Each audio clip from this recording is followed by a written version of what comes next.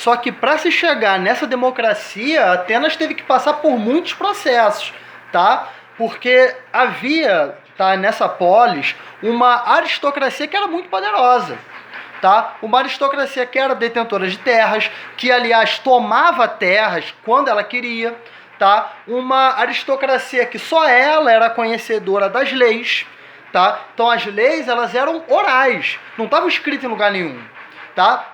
E aí, assim, isso revoltava também a população pobre, porque ela não sabia o direito que ela tinha ou não, tá? Foi só a partir do Drácon, né, que ele escreveu essas leis, tá? Ele ele juntou essas leis todas num código, tá? De leis, de regras, onde a partir daquele momento não era só a aristocracia que conhecia as leis, mas sim qualquer pessoa que soubesse ler, qualquer pessoa alfabetizada. Então isso já significou uma ampliação, tá, da cidadania, da democracia. Tá bom? Por quê? Porque as pessoas passaram a partir daquele momento a saber quais eram os direitos dela. E inclusive a poder se defender. Porque se você não conhece a lei e você é acusado de algo por um aristocrata que só ele conhece a lei, você não tem nem como se defender, tá? Depois do Drácon, você teve o Solon, tá? Que foi também um legislador muito importante, que acabou, por exemplo, com a escravidão por dívida, tá? Que isso, consequentemente, foi acabando com a escravidão, aos poucos, nessa polis. Por quê? Porque a partir do momento que você tem uma escravização, tá, por dívidas, qualquer pessoa que seja pobre e que esteja numa dificuldade e peça um dinheiro emprestado ao aristocrata, ele passa a ficar num perigo de se transformar num escravo. Tá? Porque a partir do momento que ele não conseguisse pagar a dívida dele com esse aristocrata, ele viraria um escravo desse aristocrata. Então era uma lei que beneficiava demais a aristocracia. Ao mesmo tempo, ele também aboliu, tá, as dívidas dos pequenos agricultores. Tá? Porque o pequeno agricultor, ele não é como um aristocrata cheio de terra, que tem, obviamente, muita grana. Não, tá? Esse pequeno produtor, ele acabava muitas vezes virando um escravo, porque não tinha como pagar as dívidas que ele acabava fazendo com a aristocracia, né? Alguém pode até me perguntar, pô, professor, mas caramba, esse cara tá com uma dívida, ele tá com uma dívida, né? Porque foi ele que fez aquela dívida. Porém, naquele tipo de sociedade, tá? Onde você tem toda a riqueza ficando só com uma classe, uma pequena classe e uma maioria empobrecida, eventualmente faltava dinheiro, faltava riqueza e eles tinham que pegar empréstimos, tá? Então é óbvio que esse tipo de configuração social transformava o pobre num possível escravo. Ao mesmo tempo, a gente vê como que essas mudanças elas ocorreram, né?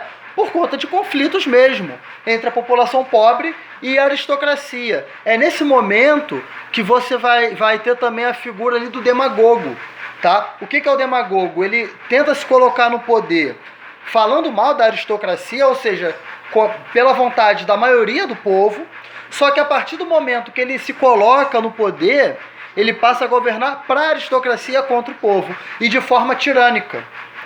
Tá? Ele passava a ser um tirano. Então ele enganava as pessoas. Por isso, demagogo, que é usado até hoje. Né? A gente vê quantos candidatos fazem discursos que acaba convencendo a maioria da população, porém, quando governa, só governa para os ricos. Tá? Era esse caso na Grécia. Após esse período, né, você teve o governo do Clístenes, que é justamente o governante ateniense que vai aumentar, né? Ele vai expandir a democracia. E ele vai fazer isso através de reformas políticas, né? Que ampliavam o conceito de cidadania. A partir daquele momento, era cidadão, e aí, claro, cidadão é quem participa da política, tá? Por que nós somos cidadãos? Porque todos nós participamos, né? Inclusive, o voto é obrigatório, né? Então todos nós somos cidadãos por conta disso. Na sociedade ateniense, só era cidadão quem era aristocrata. A partir do Clístenes, todo mundo que fosse grego passava a ter o direito à cidadania, ou seja, o direito à política, a participar da política, a participação política. Porém, se você fosse um estrangeiro, né, se você não fosse da Grécia, você não tinha esse direito. Se você fosse escravo, você também não tinha esse direito. E se você fosse mulher, as mulheres também não tinham o direito à participação política, não tinham direito à cidadania. Inclusive, as mulheres em Atenas tinham muitos poucos direitos, né? Tem até uma música do Chico Buarque, né, que demonstra um pouco disso, como que as mulheres de Atenas, elas tinham pouquíssimos direitos, assim, inclusive o marido podia devolver, imagina, assim, você devolve uma coisa que você compra que está com defeito, algo que você não quer mais, você não devolve uma pessoa, né, isso hoje em dia, porém naquela época, em Atenas, a mulher era vista como um simples objeto. Da mesma forma, o Clístenes, né, a gente voltando para a questão política, ele passou a criar a instituição do ostracismo, tá? O que é o ostracismo hoje em dia, né? É algo que está esquecido, né? Algo que foi deixado para trás, né? Então, o ostracismo criado, né, pelo Clístenes era o seguinte: qualquer cidadão que colocasse a democracia em risco, ele era afastado.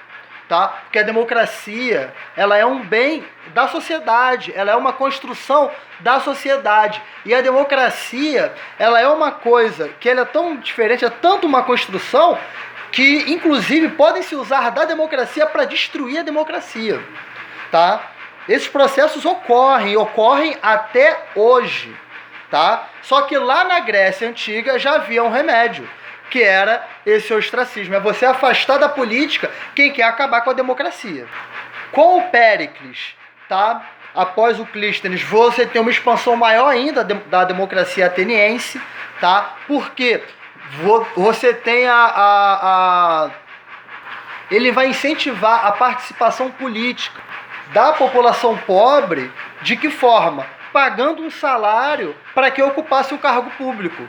Porque enquanto as pessoas não recebiam para participar de um cargo público, tá? Só rico participava, só os aristocratas participavam. Por quê? Porque se você está num cargo público, você deixa de fazer outras atividades. Então, para quem depende de trabalhar para comer, não conseguia participar da política em Atenas. Tá? Espero que tenha dado para entender aí mais ou menos, né, a diferença entre as sociedades e as guerras, né, as batalhas desse período clássico grego. Qualquer dúvida, eu estou no portal. Grande abraço.